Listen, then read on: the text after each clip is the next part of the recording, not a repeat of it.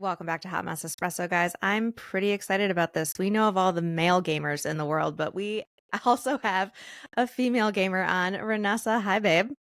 Hey, it's nice to be here. I know. I'm so excited that we connected the way that we did. Randomly on threads. Yeah, I'm over here like, wow, Threads is actually like a thing that needs to be used. It's magic. It's a great networking tool for anyone that wants to know. I do love threads. So you kind of do a bunch of different things. You've got a little bit of journalism, you game. Let's just start with the gaming. How did that all kind of start and how did you take off from there? Oh gosh. How it all so many answers for that. I So know. I grew up in the middle of nowhere. Oh, We were same. like an early family to get internet, but it was dial up. And Mm, it was 20 minutes to go to a friend's house. Like we never went to the movies. We didn't eat out. So I read a lot. And my brothers bought a gaming console when I was 6 years old from the money they made picking worms and selling them to fishermen. Yeah. So, that sounds very on brand for middle of nowhere, and I know that because I'm from the middle of nowhere as yeah. well. Exactly. And so it kind of just rolled from there, right? Like as the youngest, I woke up really early so that I had my turn on the consoles, on the computer, etc., before anyone else was up.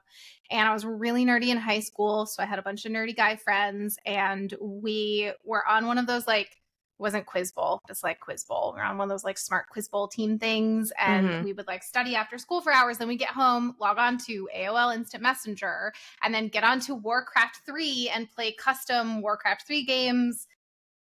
And it just kept rolling. And then when I was in college, I had a professor tell me that I needed to play more video games because it helps with 3D visualization. And it was like a chemistry class about like orbital bondings. It's like really complicated. But like I seriously dove in. I went to college going, oh, I need to like dial back the video games. I got to be serious now. And then Hmm.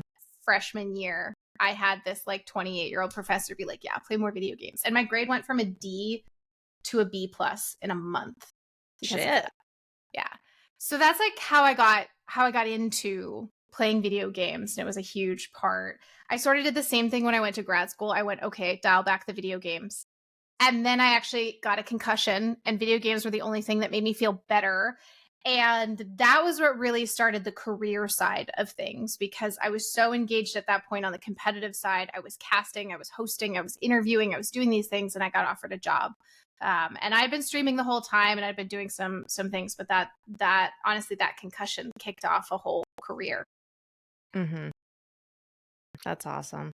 Um, were you watching streamers like while you were so has that helped like mold who you are as a streamer, or were you just kind of like, you know what, we're just gonna wing it and I'm gonna find my own style and that's just what's gonna work? I think it's sort of a mixture. So, I one of the reasons I started streaming was because our group of people who played was bigger than you could have 5 people on a team, and there was probably 10 to 15 of us. And some of us started playing semi-professionally, but other people wanted to watch. And so I started streaming so everyone could sort of watch. It meant I got to play in every game instead of having to sit it out and like take turns. So strategic there. So that was part of it and I'm certainly not someone who didn't have strong opinions to start with. So I had plenty of my own personality to bring. But one of the really key things I saw was this is early streaming days. And there were only a few women in probably on Twitch as a whole, but in the category that I was in, there was only a couple. And they were all in these boxes. They were like I remember one of them was very alt emo girl, right? Like if you think of that stereotype, that Yep. like the straight black hair and like dead pale and just was nasty and yelled at everyone and like Oh my couldn't god. yeah couldn't and it was I mean it was she wasn't mean, she was just like a yeller. I don't really know how Ah, to describe it. okay, yeah. Which I do plenty of. I So feel like you can't play video games and not yell. Even my ex-husband, who is like the quietest gamer ever, every now and then he'll be in the basement and I just hear him screaming and I'm like, yeah. really? What and that's the thing, right? That sounds natural. Mm-hmm. But then there was another streamer and she was very successful in the esports space and she's like one of the main names and she is like one of the names right now in this space and she's Mm-hmm. phenomenal and she's always been someone I've looked up to. And she would not wear makeup, and she would wear a tank top and a zip up hoodie with her hair in a ponytail, and was pretty like soft spoken and calm 99% of the time. Because, you know, you don't want to come off as, at the time, if you were even mildly attractive, and she's gorgeous, if you're mildly attractive, people would say, oh, like you're manipulating men. That's how you got popular. You're not actually good, right? Yeah. Yeah. And then there was another streamer who was gorgeous, knew it, was not afraid to be gorgeous, of course, got all of that levied at her. I think me to a certain extent as well, because I was young and that was my first impression. And then I was like, no, that's wrong. You're wrong. Like, beat that out of your brain, but we all have it ingrained into us. Oh, yeah. And I looked at all these streamers and I thought, wow, all of them are in one box. They're one thing and they never really deviate from the one thing. And that's not who people are. And so when I started my stream, my goal was I'm going to show what a human being looks like. And some days my hair is going to be perfect and I'm going to be bubbly, happy Barbie. And some days I'm going to rip your head off for being a moron. And like some days I'm not going to spend forever on my makeup and I'm going to show up in my pajama. I used to have like a no makeup pajama stream every week on the weekend where I would just like roll out of bed and stream. And then the whole point was I wanted a community where people got to be themselves. And that was like a whole ass human being. Exactly, right? Yeah. Crazy. I know. It's almost like social media is fake. Oh my God. Really? No, it's a shock to me. Glass shattering.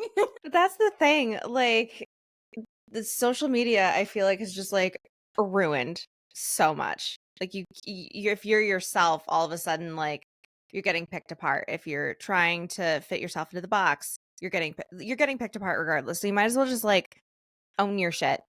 Mm-hmm. Like, I'm sure that there are several people that are like, can this bitch literally wear more than a flannel on her pod episodes? And the answer is no. I own an obnoxious amount of flannels. I will never give that up. That is literally my thing. Get over it.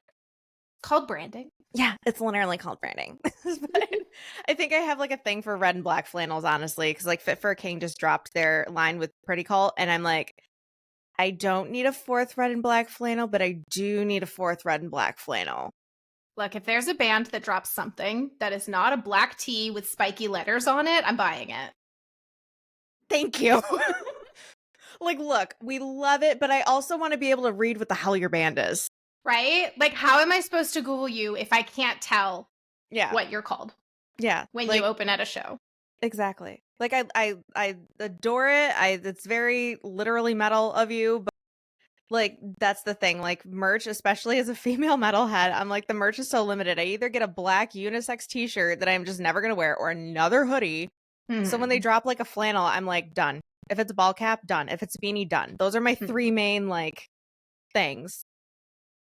No, I'm there. And every time I talk with a band, I'm like, have you considered color?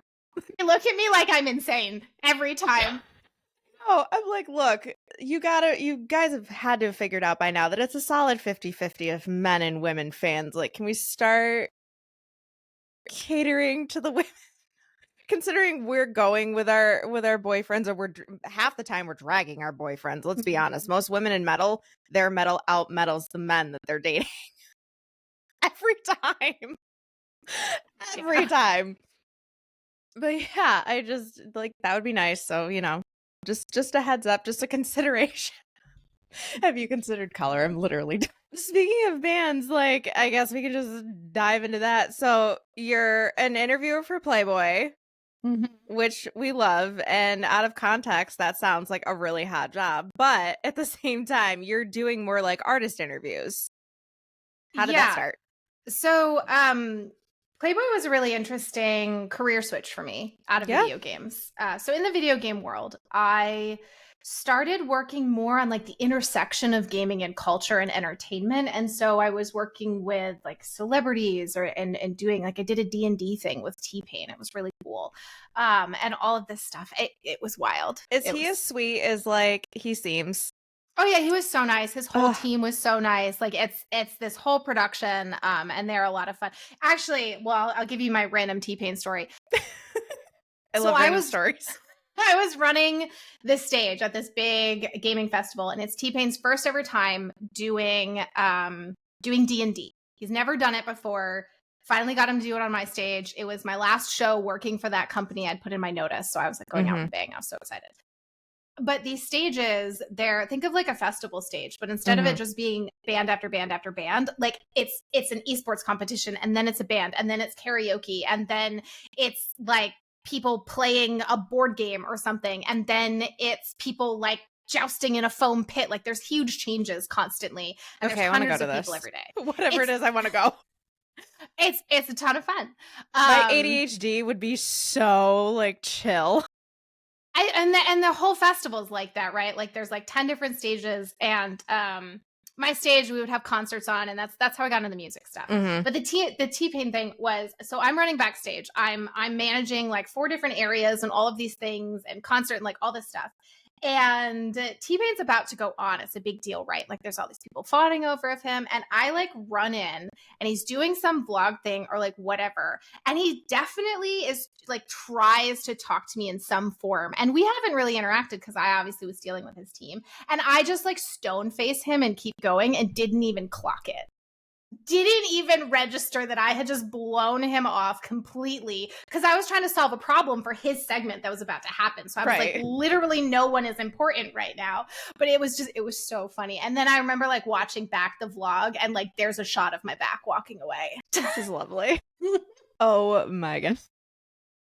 So that got me into the music side of things, is where we'll segue into this. So I had some people I had worked with before that started like this whole new department at Playboy. And they were like, we need someone like you. We need a jack of all trades. We don't know what your job's going to be, but like come work with us. And I was like, great, I'll come figure it out.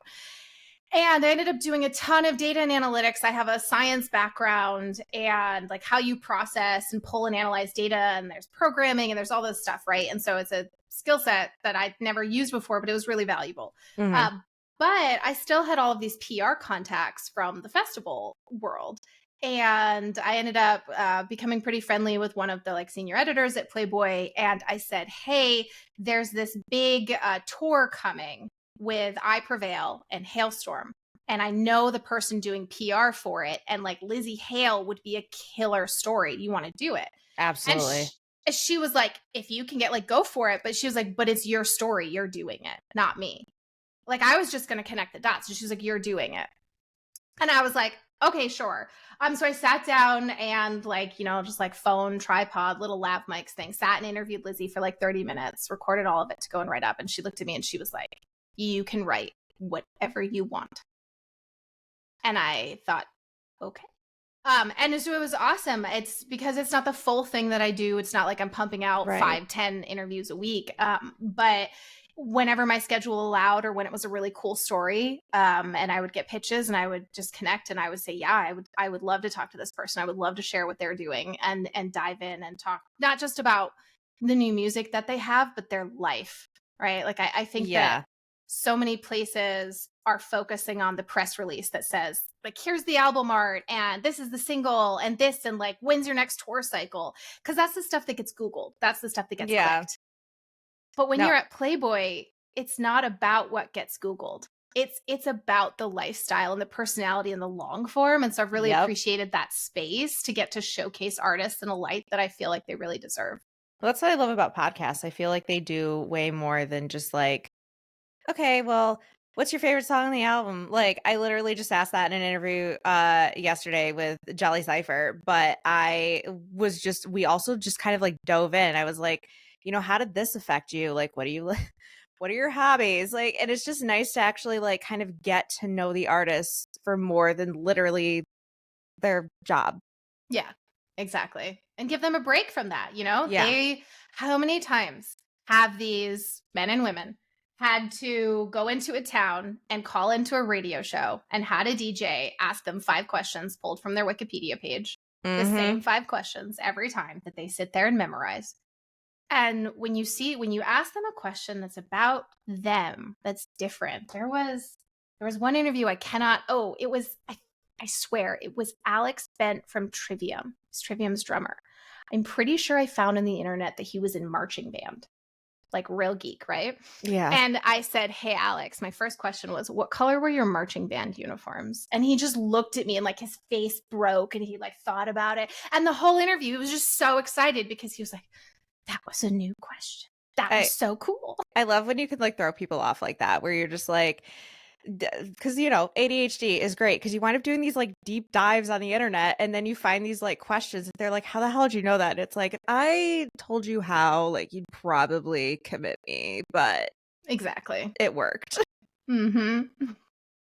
But yeah, like it's so how did that just kind of keep evolving from Lizzie? Yeah, oh my gosh. First of all, Lizzie is a fantastic interview. She is an amazing person. She is like the epitome of just like 70s glam rock, I swear. Like I I obviously wasn't adore her. alive. Yeah, and but just talking to her, I felt transported to a time when music mattered and it wasn't how many likes you got and it wasn't Hmm. how much you had put into it. Like she was just an experience. And I Yeah. find that with a lot of artists in any space. I mean, I obviously focus on the heavier spaces, is they just have this worldview that is so refreshing from what you're confronted with most of the time. Um, and the funny thing is in music, the more you do it, there's a trust factor. And I got introduced into a couple of PR agents during the pandemic and was doing for the gaming thing. I was Hmm. talking to music artists who also gamed. And so that was like the first trust factor. Right. And then I booked Motionless in White for a big show, my very first time ever booking a show. I knocked it out of the park with that one. Literally. It's like, oh, okay. And it was partway through Trinity of Terror. So it was after the first leg of Trinity of Terror when they were Okay. still So this was like a playing like couple years ago. yeah, and they were still playing like 2,000 person venues with Black Veil Brides and Ice Nine Kills, right? Yeah. But each leg got bigger and bigger, and by the third Oh leg, they were yeah. selling out 4 to 6,000 person venues. So I got them like right then as they were just, and so I will never top that. Um, but right, booked them, did a show with them, did all these really cool things at the gaming festival, got them all super integrated. And that was a huge trust factor Hmm. because for the show the next year, I did Wage War. And Wage War had fully rightfully, but they would ask questions that I was kind of like, why are you asking me this? I know what I'm doing. Like, we're not going to Fire Festival you.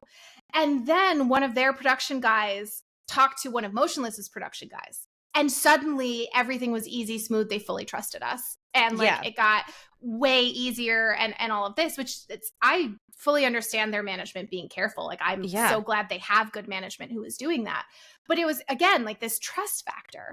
And so after interviewing Lizzie and I Prevail and getting that up on Playboy's website, the next one that I really wanted was Courtney LaPlante because she's fantastic.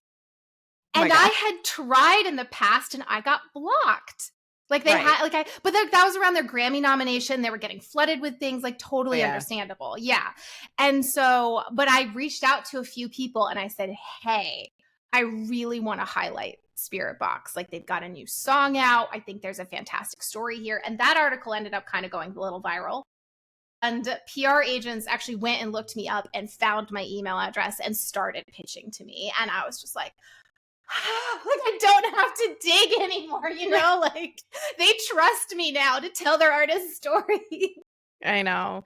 Did you like randomly, did you happen to see that one shot of Courtney on stage? This was like a couple of days ago, from Alex Bemis.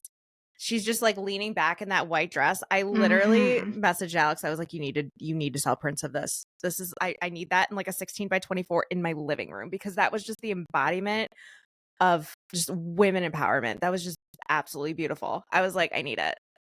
I adore her just as like just watching her evolve the last like couple Mm-hmm. of years and watching her confidence on stage. I'm just like, you're great.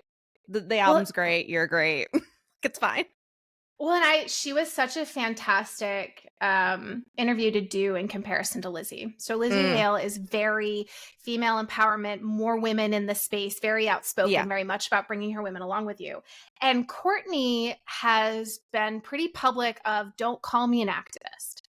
right. And I was just, and that's the thing is that when you are the minority in a space and you become successful, Hmm. people automatically attribute a role model, an activist, right? They give you these titles and that can be Yeah. really heavy, right? And so I understand when somebody doesn't want that. And I wanted to talk to her and see her perspective.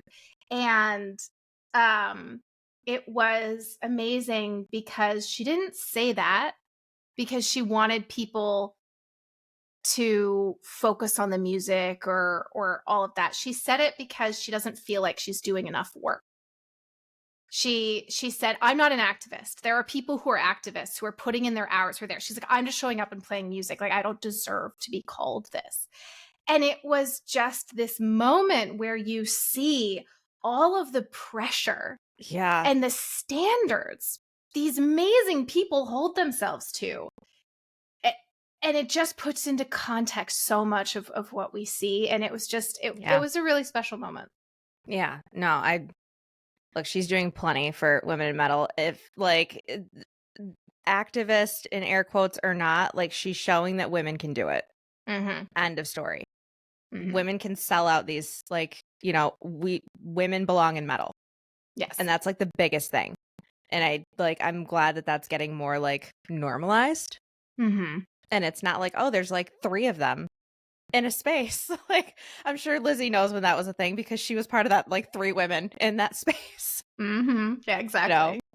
So speaking of being a woman in, like the public eye and stuff, how do you handle not only just like the pressure of being a woman kind of in a more male dominated field, especially in gaming, and then obviously like doing what you do in music, but the just really, I don't even want to say out of pocket because out of pocket's like fun, but like the super creepy people. There's been a lot of sleep lost.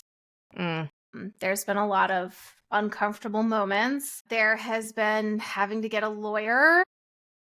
There has been, thank goodness I have connection. Like, thank goodness I work behind the scenes and I mm-hmm. knew people at Twitter. I knew people at YouTube. I knew people on these platforms where I was being harassed.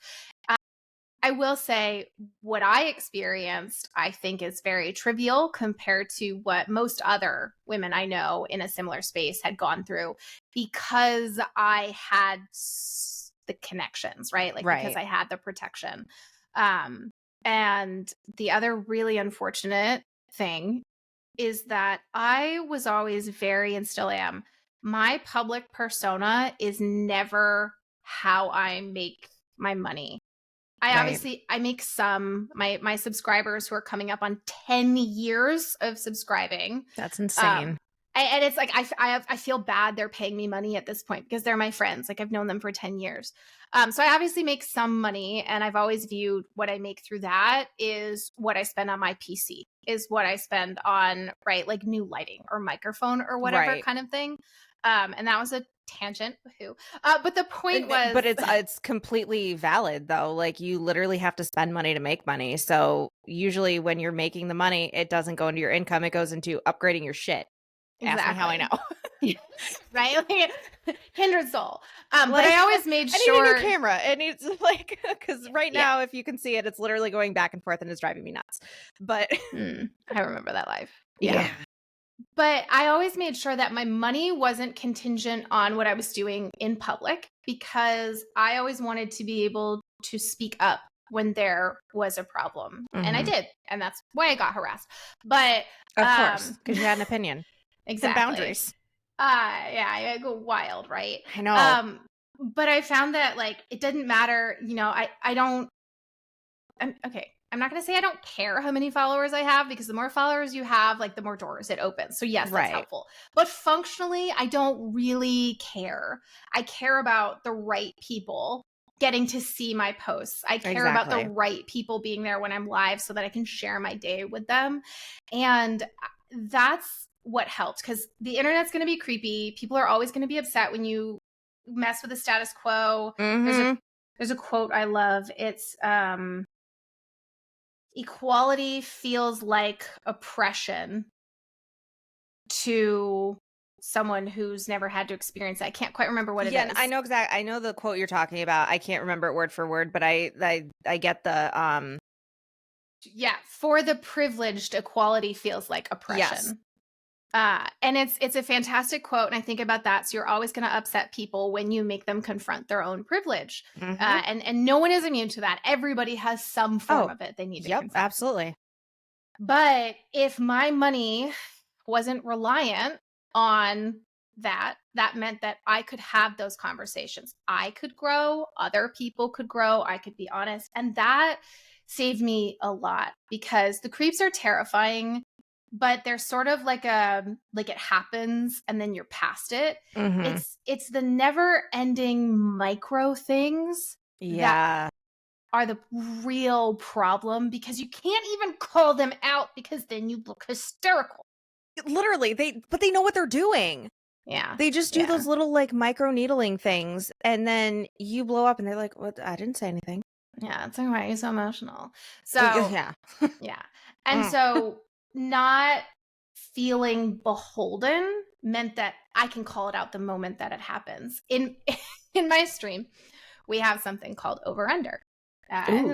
Common concept, right? Like, you know what an over under bet is. Mm-hmm. And basically someone comes into the chat that's a new name we haven't seen before, and they say something, and you can just tell. You can tell. And so someone else in the chat, so it's the same person every time, will say over under. And I'll just kind of give a little smirk. And this person doesn't know that we are now all collectively watching them to see if they turn out to be a jerk or not. And then we kind of wait and see, like, is it 2 messages? Is it 3 messages? Is it 10 minutes? And like, if they even get close to a line, I will reel them right back in. I will snap at them. And if they handle it, they take it in stride. We're like, okay, you can stay. And if they like try to get combative or whatever, oh my gosh, everybody just rips them to pieces and just makes so much fun of them and it's just like, you don't belong here because you did not come in with the right attitude. You are not handling this with the right attitude. There are a million other streamers out there. You don't have to be here, kind of thing.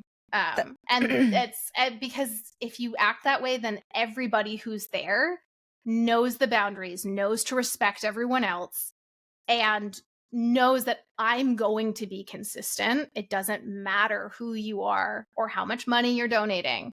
If you're creepy, if you're weird, if you're rude, if you're mean, you're gone. Yep. And that's like, even on like my TikTok streams, like you sit in your streams with like 0 people for like the longest time, and then you start to get like your community. And I love when there's not like a ton of people in there because I know it's like my people. And when we get someone new, and I like to troll back. Like somebody says something, I'll like, troll back a little bit. If they say something like super heinous, usually one of my mods is like trying to get rid of it before I see it. But 9 times out of 10, like, and it depends on the level of trolling. One of my like dearest like internet buddies literally rolled into my chat one time, said I'm offended, and I'm like, well, I'm offended that you're offended, and it just turned into a beautiful friendship. And like, it's just one of those things where it paid off because again, they took it in stride, and it's now become our thing. But but then you get the people that are like, the fat and ugly comments, like, whatever, like, I know I'm neither, like, get over yourself, like, exactly, come up with new material. And that's literally what I tell them. I'm like, go back to your dictionary and find some new material, and then we can work with that. But it does get exhausting. Like, how do you kind of keep coming on every night, especially if you've had like a rough couple of nights of just people doing that like micro stuff where you're like, I just don't want to fucking do this again. I definitely go through phases where I'm really excited to stream and it's all I think about and it's what I look forward all day long.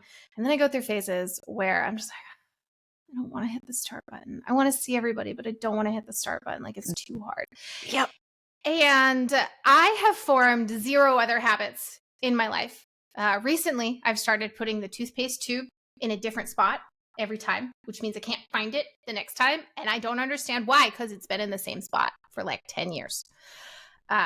So I don't form habits except for streaming. So the pure, sheer stubbornness that somebody 10 years ago made some comment about me not lasting or whatever. I don't even know if that happened or not, but like my sheer stubbornness is Somebody said it, whether you heard it or not. Somebody did.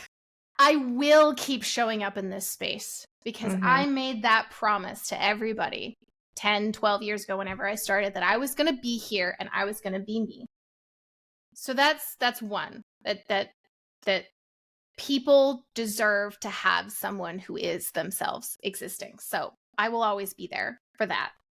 And two, I seriously love these freaking people so much. Yeah. It's been 10 years. Like, they've had kids, they've bought houses, they send me recipes. Like, we talk about gardening, like we're all 80 years old. But like, I can't imagine not getting the update and not talking to them. Like, that is such a key part of my day. And I'll go on vacation, I'll be gone, I'll take a night off from streaming, and that's fine. But then I'll miss it. Yeah. In college, you have these people in your dorm room that you hang out with and you see all the time. And one of the things about adulthood people say all the time is you miss school because it was a walkable community where you had friends all the time. Yep. And to me, that's what Twitch has become for a lot of people, is like the manifestation of that walkable community where you just see who's in the common room to hang out with tonight. And you just have that social connection. But me being the super introvert that I am, I can hit stop whenever I'm done and be like, I'm out. I don't have to be social anymore. Peace. Literally. Do you kind of like shut it off, and then you just don't talk to me for the rest of the night? Like, I can't wordy anymore. So when I'm done, I go and I spend time with my husband, right? Who is not like 0% a drain, right? Like, I don't need energy to go hang out with him. So sometimes we'll sit and talk and giggle over TikToks for like 3 hours, and sometimes we'll both sit there and watch Jeopardy or read a book, right? And Jeopardy. There's Pop Culture Jeopardy with Colin Jost is amazing. I love it so much. That's what we're watching right now, and I love it to death. So anyway, but yeah, as usually when I hit stop on stream, I sit here for like a minute, and I just scroll, and I just sit. But it's only ever like a minute, and then I'm good to go again. No, I'm the same way. Like, I'll get off of TikTok stream. I took like a 3-month hiatus because just everything was getting to me, and it wasn't like a main source of income. So I was like, you know what, I'm taking a break.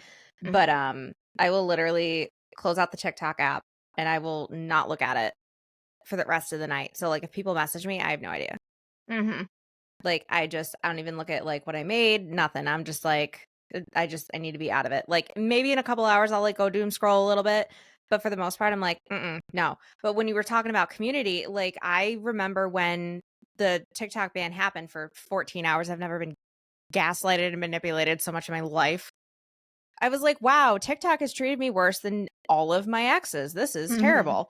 But like, I remember just like panicking because I was like, I've spent 2 years, not 10, but 2 years building this community. Like, I have seen people, go through breakups, get married, like even in that 2-year span, like, and I was hunting everyone down on Instagram.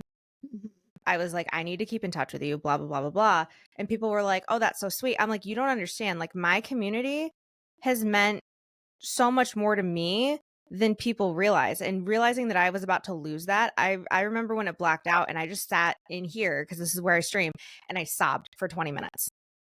And then I sobbed on and off for 2 hours because I was getting message after message after message from people being like, you got me to go back to therapy. And they'd been going to therapy for over a year and I didn't realize it. Like, you were my safe space. I was like really excited every time you got on, blah, blah, blah. And it was just like that. I feel like your community fuels you just as much as you fuel them. Yeah, no, it is that way. And that's, when you lose a regular, so it's happened over and over again.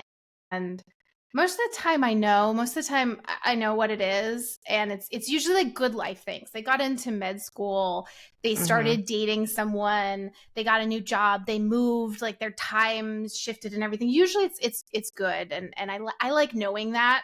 It's like very important to know that. Right. And I never want them to feel bad about not being by the stream anymore. So if any of them, hear this, please don't hear it as a guilt trip. But I'm so sad when I don't see them anymore because Well, I'm just yeah. I've been spilling my guts to you for so long, and then you're just gone.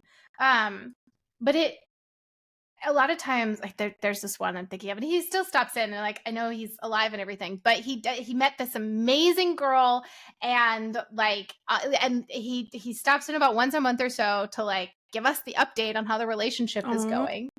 And like I'm so excited for him, but I'll go live, and he won't be there, and I'll feel a little sad because I'm just like, oh, like I miss him. Yeah, I know. It's so exciting when like the people that you haven't seen in a while pop back in and you're just like, Mhm. where the hell have you been? It's like, give me the update. One guy disappeared for 5 years and then came back and was like, yeah, I had a daughter. And then would like send me pictures. And I'm like, Oh my God. okay, Yeah, no, welcome back.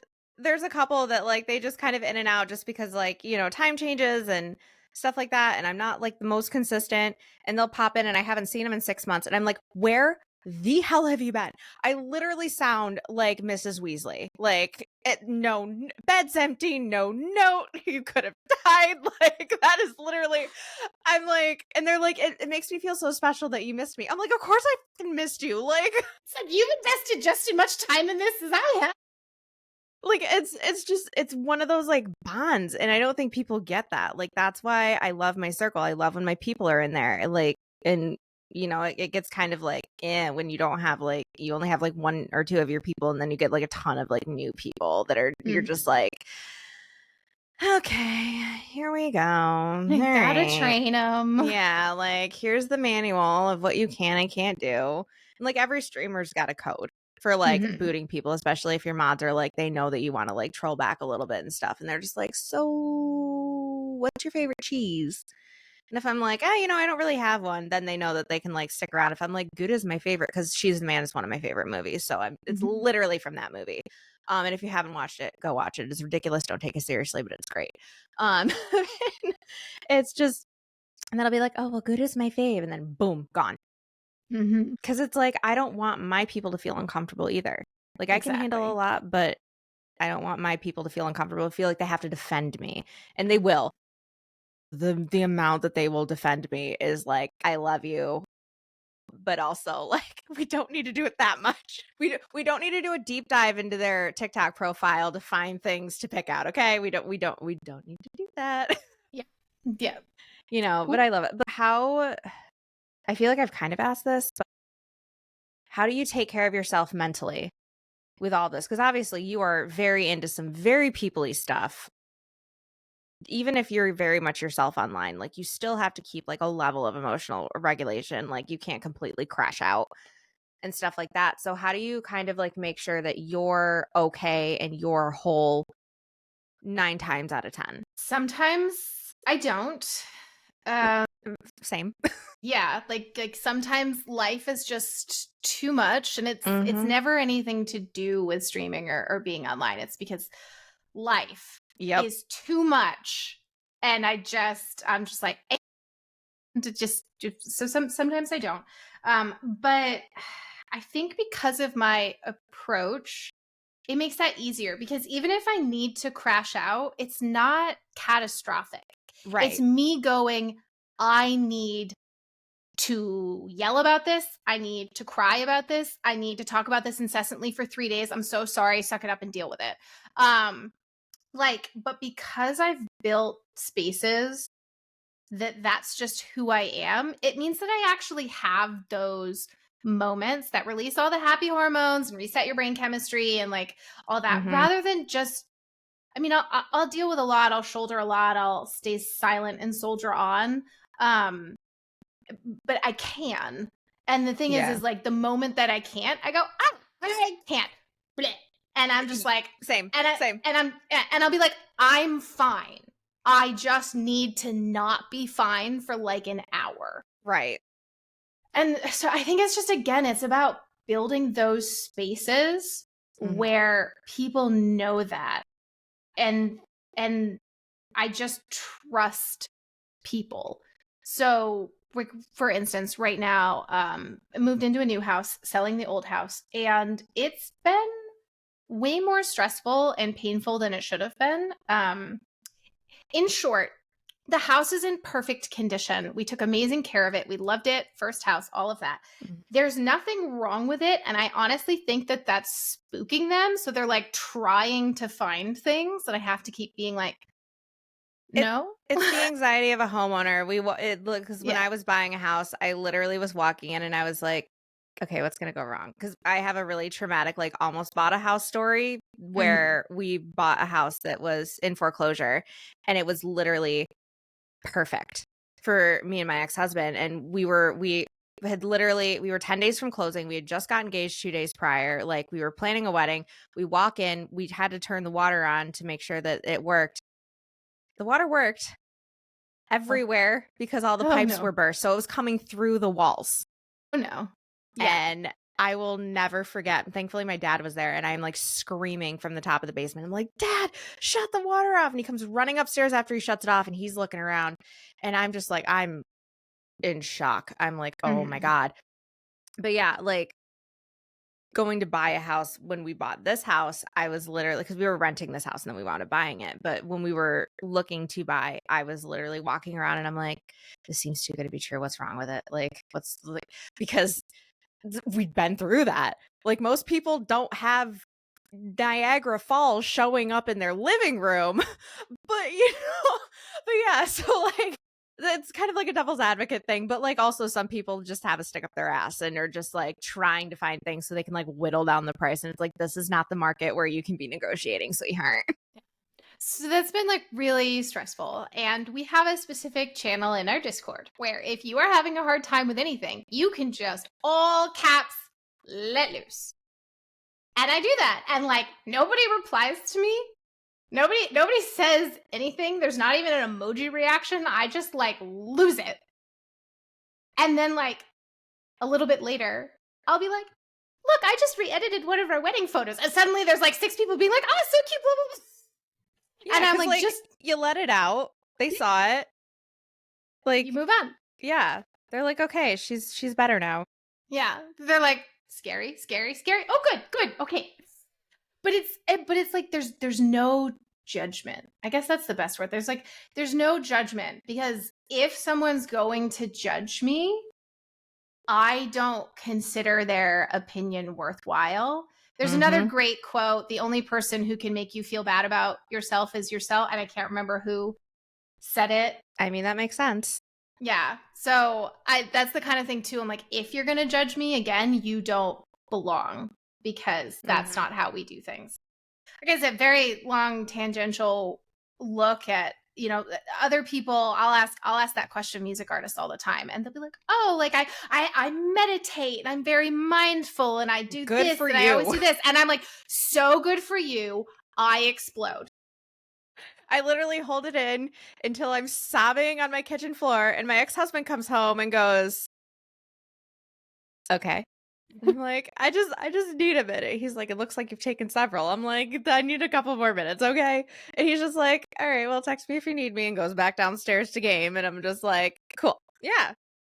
As long as you can be honest with yourself and honest with the people around you, I think that's like the best way to keep it together right now. Like, don't expect to keep it. That's the other thing too. Like, Ugh. trying not to expect perfection or anything. Like, just Mm-mm. just understanding that some days are gonna suck, and it's how you make them suck less that matters, not how much they suck. Yeah. And I think to add to that too, because we're like, there's like almost like a weird toxic mental wellness movement because Mhm. everyone's like, I get up, I do my tongue scraping and my meditation and my yoga and my like dry brushing and this and that. And I wash out my face for 80 minutes. And it's like, who the fuck's got that time in their day? Mhm. Like, seriously, who? I wake up ish. I like roll out of bed. I'm usually caveman grunting for the first 30 minutes. I need my caffeine or I'm going to be a bitch for the rest of the day. And like, you just sometimes I'll read. But like, for the most part, it's not like this big, I wake up with the sun, I do my meditation, my mindfulness. And honestly, if you want me to be mindful and pick out like 5 things I see, I'm going to see 5 things that now I need to do. And now my ADHD is even more dysregulated. So like, you don't want me to be mindful. Okay. You don't. Yeah. So I garden, grow vegetables, very exciting. And so most mornings I make eggs and I go and I get my green onions and my chives, my tomatoes from the garden and like make the eggs and everything. Today I had leftover chicken and like sweet potato fries from going out over the weekend. Hell yeah. Yesterday's breakfast was a leftover taco. The day before that was like a piece of pizza. And I've just been like, we are not home fresh garden girl these days. Like there are leftovers that need to be cleaned out of the fridge. And Right. I'm just like a gremlin with to-go garden. Yeah. And there's nothing wrong with that. I think like we just need to start normalizing the fact that like mental wellness does not look like an 18-step skin routine. And, all of this. If I sleep in my makeup more often than I would ever want to admit, especially being a licensed esthetician. But like, we're just human. We're not going to have an 18-step skin routine. I'm not going to have a 3-hour mindfulness like let down at the end of the night. Like you're not going to catch me off my phone 2 hours before bed. Like it's just not going to happen. Yeah. You There's know, people I know that I have a friend who she said she literally has a 3-hour wind down because she cannot sleep otherwise. And she, like everybody in her life knows this. They work around it. I don't even know what her wind down is. And so like there's people that it works for. exactly. And then that's going back to social media is you see one That's thing. all you So see. if you see mine, like I am not posting my gremlin taco leftovers when I have them for breakfast. You should. But when I am like picking from my garden and everything, I'm like, oh my God, like my tomatoes are ready. Look how exciting. So like I know. my food looks so, I mean, not pretty. I'm like very bad at food photos, but like my food looks so healthy and mindful and everything and like sustainable and all this stuff. And I'm like, when I can. And that's what I think is really important is that like everything when it comes to mental health, is when you can. Because when you start trying to adhere to you're right, like overconsumption nature that's creeping its way into those movements that you always have to like buy a new pillow, buy a new thing, like buy get like a sauna. Do a cold plunge. Are you kidding me? No. 5 a.m. cold plunge? No, thank you.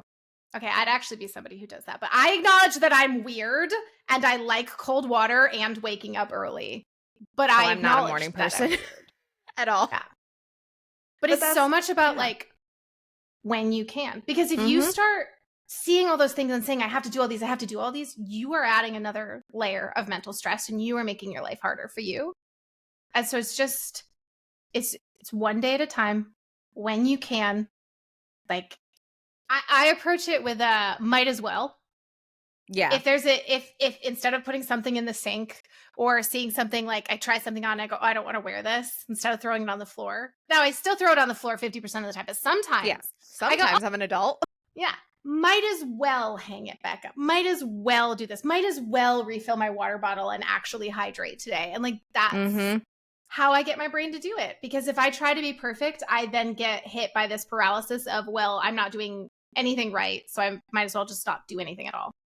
And like, just like, obviously when you're doing all of the things for your body, you're going to feel better.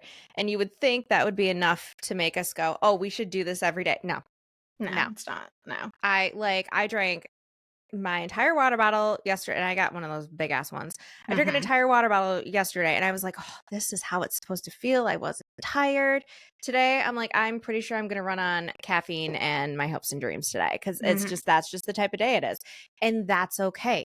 You have to be able to like let yourself have the not so healthy days because that's life. So, but what is next for you? Because I know the, Playboy stuff is kind of coming to an end. So what's next for you? That's an interesting one. Good question. Would be great if I had an answer. Unknown at the time. Please tune in later. So Playboy is basically like a year I think of it almost like it was sort of a consulting thing to help explore some different opportunities. Mhm. And so what I was working on is getting licensed out. And that's really great. It's going to be additional resources. And we found a lot of really great things I think have helped a lot of people. And I'm pretty proud of the work that I've done. But, that's sort of coming to an end. And what I have always wanted to do is I think that everybody has an interesting story. And some people think that, a lot of people have the main character energy and Mhm. and they think everything they do is really interesting, and that's not necessarily the case. But every single person has an interesting story. Exactly. And what's fascinating for me and what I love is pulling it out of them, helping them see how cool they are, Mhm. and then putting them in front of other people who can learn, benefit, connect, etc.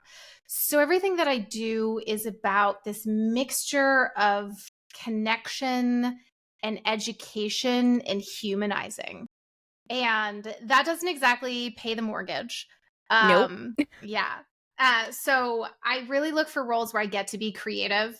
So whether that's agency work, whether that's journalism and writing, whether that is like social media, brand strategy, marketing, etc. Those are kind of the things that I'm pursuing behind the scenes that pay the bills so that I can keep having conversations that mean something to someone in the public space. And I don't know what that looks like. I honestly think the next step is I want to start reaching out to the places that do music publication. Mhm. And I don't want to take jobs away from other people. And I Right. know you should never work for free, but I also Mhm. know that these places are making no money. So they're not hiring someone anyway. And so I kind of want to start reaching out and saying, "Hey, I have a pipeline of music artists that deserve to be amplified, that deserve Mhm. to have their story told. Can it live here?" So that's kind of my thing. And I already told that to someone and they were like, "Absolutely not. You need to get paid." And I'm just like, "No, but like that's not what I care about for this." Sometimes you just need to kind of do the grunt work, unfortunately for free, to build that foundation, and then it goes from there, hopefully. I also, after monetizing every single one of my hobbies ever, Mhm. ever. Like I made these little cool folding album paper craft things when I was Mhm. like 12, and my friend and I would go to farmers markets and sell them in the summers and have them like listed in local stores and stuff. Like I did not have a hobby that I did not monetize. I braided bracelets and like sold them for a charity thing when I was in 6th grade. Like Mhm. those bracelets were the hot fashion item of the 6th grade class, by the way. I'm So sure that they was were. big deal. But so I've monetized every hobby I've ever had Mhm. because I'll throw myself into it. And then I'm just like, oh, like, hey, this would be cool. Or someone would be like, oh, we want to hire you to do this. And that's cool and everything. I am at the point where I would like to have non-monetized hobbies, please, because it's stressful when people pay you money to do things, they expect Yeah, things from it. And I'd rather just do it for the sake of creating rather than getting paid. which is beyond valid. But yeah, I'm excited to see that next step with an actual hobby. Like, No, the hobby is going to be just like music artists telling I me about love their that. marching band uniforms. Honestly, look, I've interviewed a few artists, and let me tell you, they are the sweetest, just most amazing people. And all they want to do is be asked about like shit that is not super public information. Like, Mm-hmm. not like their social security number, but like what they like to do, like how they handle this, that, or the other. Like, what's a random story on the road that never made it to like, Rolling Stone magazine kind of thing. Like, they love talking about that shit. There's an I prevail moment that I think might be what you were referring to, and we're gonna tell the story. I Uh, actually have no idea, but it's gonna be funny if I hit the nail on the head. I did not tell you the story beforehand. I think we were saving this right. I can't remember if I told you this. Probably. So in one of the other things that's great about writing for Playboy is there's no topic that's off limits. There's no language that's off limits, right? Like it's Mhm. adult. You can do what you want. And previously, gaming festivals, family friendly, like different kind of thing. And again, even if you want to put it on social media, like it has to be very PG. Yeah. And so when you have a platform that's not as dependent on that, kind of going to think. So anyways, I asked iPrevail what they were co-headlining an arena tour, right? And so I wanted to talk about like the arena life because it wasn't that long ago that they just got started, and they literally played their showcase for the Fearless like label exec like in a like shipping container, I think. Like yeah. So I said, what is the craziest thing you've ever put on your rider? And they were like, oh, like, we're not a big deal. We've never put anything on there, blah, blah, blah. And I was like, come on, guys. Like, you got to, like, embrace where you are. You know, there's so many small bands that are, like, dreaming about this. Like, and one of the guys kind of giggles. And he goes, okay, well, there was that one time. Should we tell the story? Like, should we tell it? They were like, well, it's Playboy. Like, we'll tell the story. Right. So the crew guy who handles the rider had his laptop up and open in like the little production office. Yeah. And someone else on the crew went and added an item to the rider. And why am I blanking on the lead singer's name? Eric? There's Eric and Brian, I think. Yeah, so it was Eric who was telling the story. And he always put a bottle of whiskey on it. That was his thing. That was like their indulgent thing on the riders. He always has a bottle of whiskey on it. Several shows went by without this item showing up. And then at one show, there was no bottle of whiskey, but there was a giant dildo. That's amazing. I believe it was purple, if I recall the interview correctly. Was it sparkly? I don't know. I might have to follow up and ask. That's amazing. But that was like one of the best interview moments ever because I didn't know. Like I wasn't fishing for that. Right. Just, oh my God. And he was like, that's why I didn't get my bottle of whiskey because they bought a $70 dildo. I mean, it was worth it. Yeah. Absolutely worth it. So the gems that you just pull out sometimes with that wasn't even a good question. That was like a lazy question from me. I was using it as kind of a transition to like end the talk about touring and move into the talk about like their lives and the pressure and social media and right. And so like that was my transition question. And it just it's just gold. Pure gold. See, that's the thing. You get those like little snippets that you're like, this is why I do what I do.